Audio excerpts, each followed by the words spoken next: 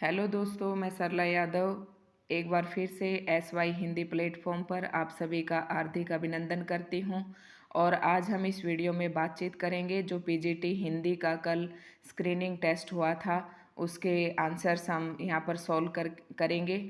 एक दो क्वेश्चंस का हमें आंसर्स हो सकता है ढंग से नहीं पता है, लेकिन जितना पता है वो मैं यहाँ पर बताने की कोशिश करती हूँ। तो ये देखिए, हम देखते हैं। सबसे पहले क्वेश्चन नंबर 1, निम्नलिखित शब्दों में से कौन सा शब्द तत्सम शब्द है? तो इसका आंसर होगा बी। नेक्स्ट है, शतदल का पर्यायवाची शब्द कौन सा है? तो इसमें है सेनादल, निर्मल, वायुदल। तो आंसर होगा इसका कमल, ऑप्शन डी। प्रत्यय के कितने भेद हैं? तो इसका आंसर होगा डी, प्रत्यय के 2 भेद होते हैं। सरैपा को हिंदी का प्रथम कवि मानने वाले विद्वान हैं? तो ये राहुल सांस्कृत्यायन हैं। सिद्धों की संख्या कितनी मानी गई है? सिद्धों की संख्या 84 मानी गई है। पद्मावत की भाषा कौन सी है? तो पद्मावत की भाषा अवधी है। बीजक ग्रंथ का किस भाषा में वर्णन किया गया? तो मुझे इस क्वेश्चन पे अच्छे से तो ढंग से नहीं पता है, लेकिन जब गूगल पे सर्च कर रहे हैं तो यहाँ पर हिंदी दिखा रहा है, तो मतलब खड़ी बोली इसका होगा। और नेक्स्ट क्वेश्चन है, रीतिकाल के अधिकांश कवियों की भाषा कौन सी है? तो आप सभी को पता है कि वो ब्रज भाषा है। नेक्स्ट क्वेश्चन है क्वेश्चन नंबर 9। इसमें है, कवि ने दक्षिण ध्रुव किसके लिए प्रयोग किया है? तो इसका आंसर होगा घने अंधकार के लिए। Next question number 10, section officer की कलाई की घड़ी तथा कार्यालय की घड़ी के समय का अंतर कितना है? तो जब हम लेसन को पढ़ते हैं तो उसमें साफ साफ तो नहीं दिया हुआ है, लेकिन वहाँ पर जब वो ऑफिस की घड़ी की तरफ देखता है और अपनी घड़ी की तरफ देखता है तो उसमें 5 मिनट का है। 5 मिनट का अंतर दिखाई देता, तो आंसर ए होगा। तेरे नैन मेरे मन के खिलौना, ये किस कवि की पंक्ति है? तो ये पंक्ति सेनापति की है। हिंदी हिंदू हिंदुस्तान का नारा किसने दिया? तो ये हो जाएगा प्रताप नारायण चौधरी ने। अब ये जो आगे क्वेश्चंस है दोस्तों, ये सारे मैथ के हैं। मैं यहाँ मैथ के सोल्व नहीं कर रही हूँ, केवल हम हिंदी के क्वेश्चंस यहाँ पर करेंगे। और नेक्स्ट क्वेश्चन है 16, अजंता और एलोरा की गुफाओं में चित्रकारी कला के विकास के संकेत हैं? तो इसका आंसर होगा राष्ट्रकूट। दोस्तों, फिर भी कहती हूँ कि अगर आपको किसी भी क्वेश्चन पर डाउट हो तो आप अपनी NCERT की बुक उठाकर देख सकते हैं। क्वेश्चन नंबर 17 है, यशोधर बाबू सर्वप्रथम किस पद पर नियुक्त हुए? तो इसका आंसर होगा बी, बॉयज सर्विस पद पर। आरग्य, नेक्स्ट क्वेश्चन 18, आरग्यवध किस पेड़ का नाम है? तो ये है अमलतास का, ऑप्शन सी। क्वेश्चन नंबर 19, जाति प्रथा मनुष्य की स्वाभाविक प्रेरणा, रुचि व आत्मविश्वास को दबाकर उसे क्या बना देती है? तो उसे बना देती है निष्क्रिय। क्वेश्चन नंबर 20, जैसलमेर जिले के एक गांव खंडेरों की ढाणी को लोग किस नाम से जानते हैं? तो जब इस चैप्टर को हम देखते हैं तो उसमें कई जगह 5 BC या 10 BC और उसी लेसन में एक 6 BC भी दिया हुआ है। तो इसका आंसर आप देख लेना क्या मानती है दोस्तों उसी लेसन में। तो ये इसका आंसर होगा सी, 6 BC। दरोगा का स्वभाव किस प्रकार का था? ईमानदार, क्योंकि उस लेसन में ईमानदारी की बात की गई है, उसे लालच दिया जाता है पैसे का और वो पैसे लेता नहीं है, तो शायद ईमानदारी होना चाहिए। और स्वाभिमानी भी इसमें था, लेकिन ईमानदार इसका ज़्यादा है सही। क्वेश्चन नंबर 22 है, मैं कगोर का वृक्ष हो रहा हूँ, ना मालूम कब गिर पहूँ, ये शब्द किसके हैं? तो दोस्तों, ये शब्द हैं वंशीधर, जो दरोगा था उसके पिता का है। तो इसका आंसर होना चाहिए मुंशी वंशीधर। और क्वेश्चन नंबर 23 है, मियाँ नसीरुद्दीन ने भट्टी पर पकने वाली रोटी का क्या नाम बताया? तो इसका आंसर नंबर डी हो जाएगा, सभी इसके हो जाएंगे। और नेक्स्ट है, लेखक निर्देशक सत्यजीत राय पथेर पांचाली शूटिंग के लिए अप्पू और दुर्गा को लेकर दूर किस गांव में गए? तो इसका आंसर हो जाएगा ये पालसीट, ऑप्शन बी। ऑप्शन बी इसका हो जाएगा राइट आंसर। नेक्स्ट है हमारा क्वेश्चन नंबर 25, तो भारत में पहली मूक फिल्म राजा हरिश्चंद्र पर कब बनी? तो ये है 1913, इसका आंसर हो जाएगा ऑप्शन डी। कविता कोने में घात लगाए बैठी है, ये हमारे जीवन की किसी भी क्षण बसंत की तरह आ सकती है, या हमारे जीवन में किसी भी क्षण बसंत की तरह आ सकती है। तो इसका आंसर हो जाएगा आंसर सी, जॉर्ज लुइस बोर्खेस। और क्वेश्चन नंबर 27 है, प्रतिरोध का सबसे सशक्त माध्यम है। तो यहाँ पर इसका आंसर मुझे कंफर्म मैं नहीं कह सकती, देखो इसमें से क्या मानते हैं, कविता या रंगमंच, लेकिन उपयुक्त आंसर ऐसे ही लग रहा है, गूगल पे सर्च करने पर रंगमंच ही दिखा रहा है। और टिप्पण का उद्देश्य क्या होता है, क्वेश्चन नंबर 28 ये है, विचाराधीन रखना या मामलों का नियमानुसार निपटारा, समय बर्बाद करना या प्रस्ताव की व्याख्या करना। तो इसमें सीधा सीधा इसका आंसर देखो, समय बर्बाद करना तो है नहीं ना, मामलों का निपटारा नियमानुसार करना, ये प्रस्ताव की व्याख्या करना, तो प्रस्ताव भी टिप्पणी में देखो इनमें से कौन सा होता है, पर मेरे ख्याल से ये आना चाहिए विचाराधीन रखना। क्वेश्चन नंबर 29, किसी संस्थान की बैठक में जो निर्णय लिया जाता है उसे किस माध्यम से जन सामान्य तक पहुंचाया जाता है, तो ये प्रेस विज्ञप्ति द्वारा। क्वेश्चन नंबर 30, व्यक्ति विशेष के बारे में सूचनाओं का सिलसिलेवार संकलन क्या कहलाता है, ये सभी को पता है आपको, स्ववृत्त बायोडाटा। और क्वेश्चन नंबर 31, नमक की गाड़ियाँ कहाँ जा रही थी, दोस्तों ये कानपुर जा रही थी। रजनी एकांक में कितने दृश्य हैं, इसका आंसर आ जाएगा रजनी एकांकी में 7 दृश्य हैं। तो अब बात करते हैं क्वेश्चन नंबर 33 की, 33 की। तो उसका आ जाएगा आपका जिसकी जिसका भाषा द्वारा वर्णन असंभव हो, वाक्यांश के लिए एक शब्द होगा। तो अगणनीय तो होता है सबसे आगे आने वाला, अगणनीय होता है जिसकी गणना नहीं कर सकते, और अनुज होता है अपने से छोटा, तो इसका आंसर होगा सी, अनिर्वचनीय। क्वेश्चन नंबर 34, हाय हे शब्द युग्म का सही अर्थ ज्ञात करें, तो इसका आंसर होगा आंसर नंबर सी, घोड़ा और नीचा, घोड़ा और नीचा, और मतलब option number C. Question number 35, किस शब्द में उपसर्ग नहीं है, तो ऑप्शन नंबर ए में वी उपसर्ग है, सी में सु उपसर्ग लगा हुआ है, बी में परी उपसर्ग है, तो इसका राइट आंसर हो जाएगा ऑप्शन डी, सुरेश में कोई उपसर्ग नहीं है।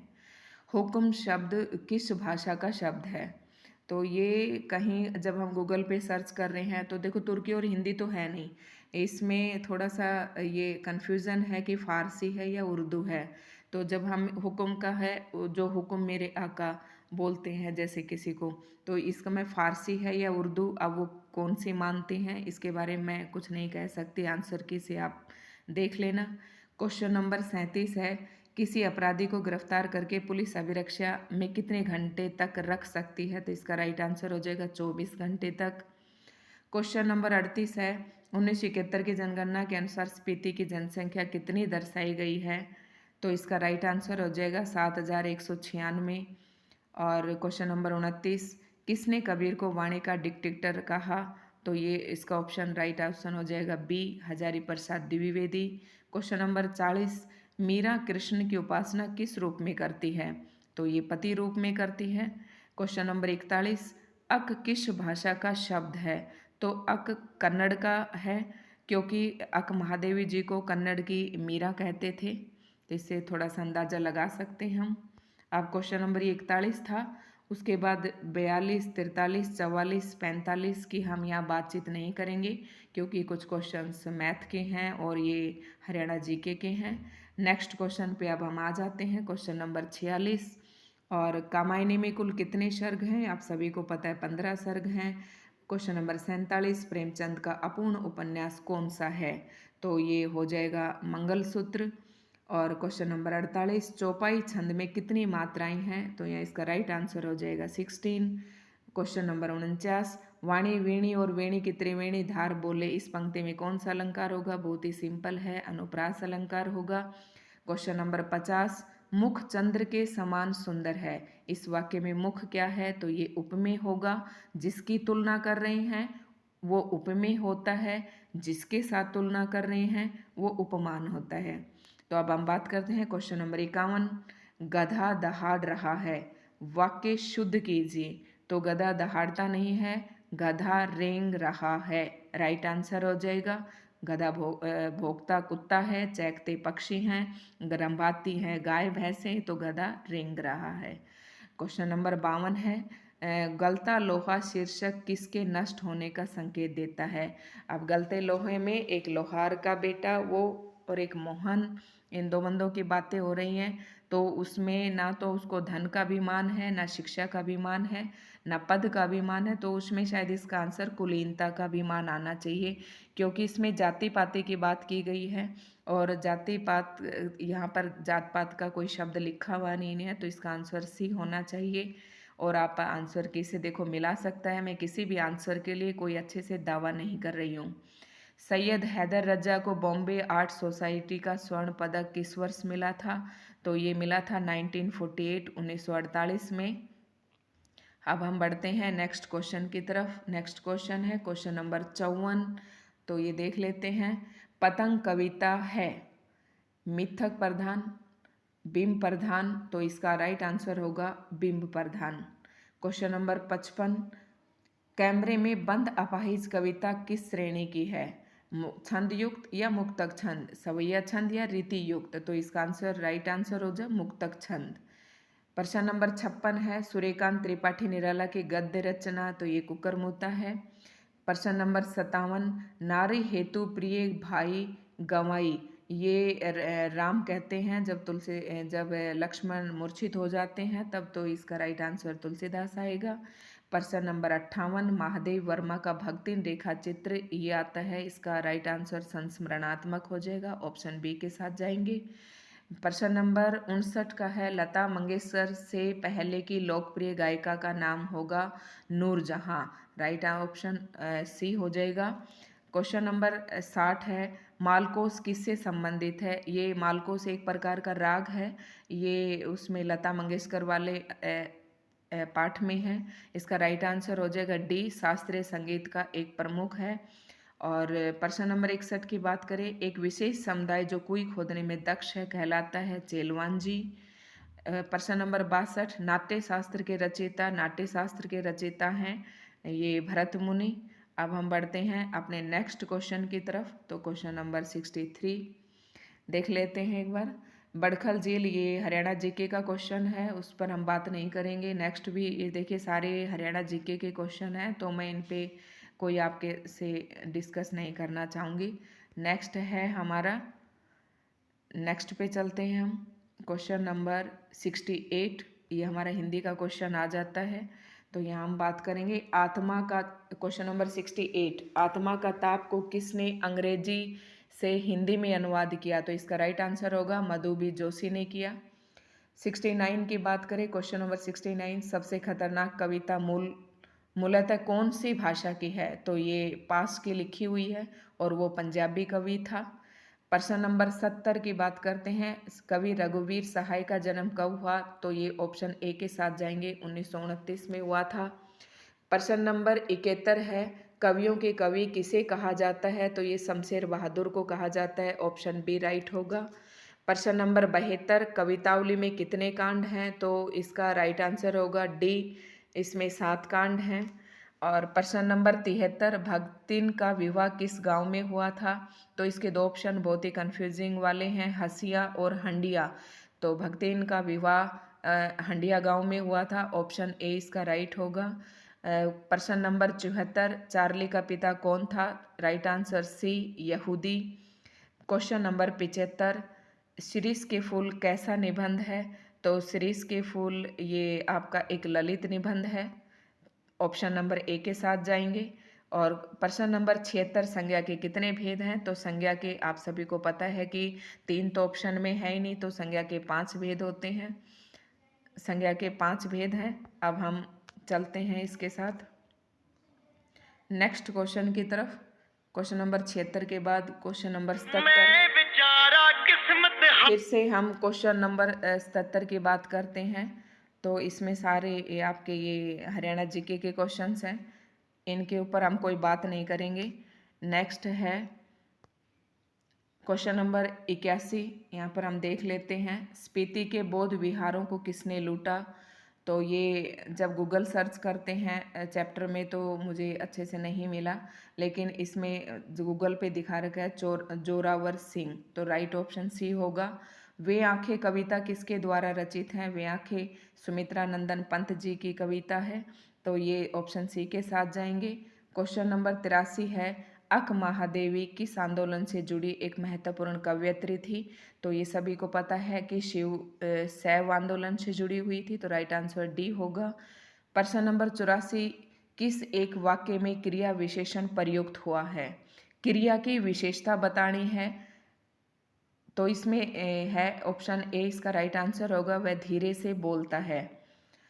दूल्हे को पत्तल नहीं बारातियों को थाली, लोकोक्ति का अर्थ है भीड़ के चक्कर में मुख्य व्यक्ति को अनदेखा करना, ऑप्शन नंबर सी इसका राइट आंसर होगा।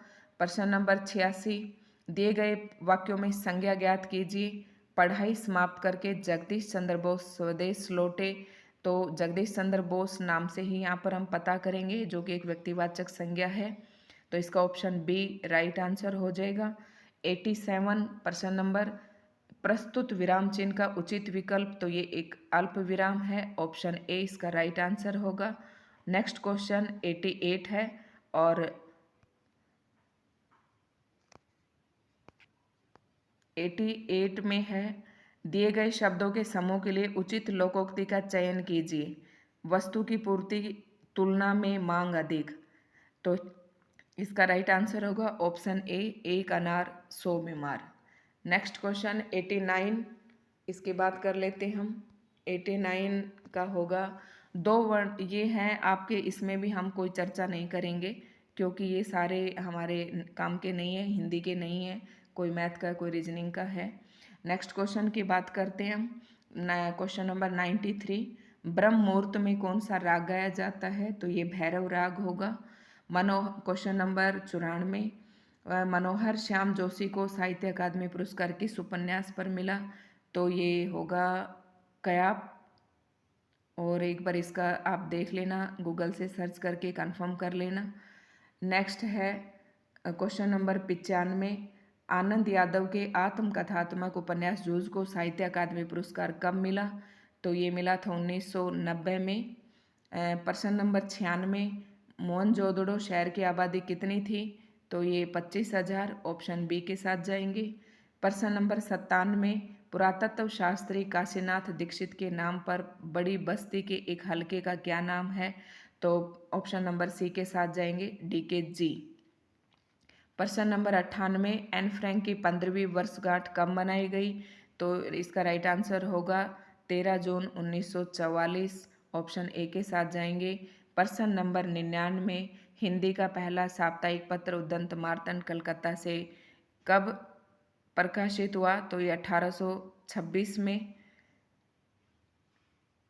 1826, एक मिनट इसका मैं थोड़ा देख कर बताती हूँ। और प्रश्न नंबर 100, भारत में टेलीविज़न की शुरुआत यूनेस्को की एक शैक्षणिक परियोजना के तहत हुई, तो ये इसका राइट आंसर हो जाएगा ऑप्शन बी। ऑप्शन बी 15 सितंबर 1959, तो ये इसका बी ऑप्शन हो जाएगा। तो दोस्तों ये हमारे 100 क्वेश्चन थे हिंदी के। अब मैंने ये वीडियो डाल दी है, लेकिन मैं यहाँ पर किसी जो आंसर मैंने आपको बताए हैं उनके लिए मैं कोई पूरी तरह से दावा नहीं कर रही हूँ। जो मुझे सही लगा वो मैंने डाल दिया है। बाकी आप ये इसीलिए डाला है कि कुछ क्वेश्चंस की आपकी हेल्प हो जाएगी, और आपको अगर ज़्यादा ही किसी पर डाउट है तो आप एनसीईआरटी की बुक उठा के देख सकते हैं, और आंसर के आने तक आप अपना इंतज़ार कर सकते हैं। धन्यवाद।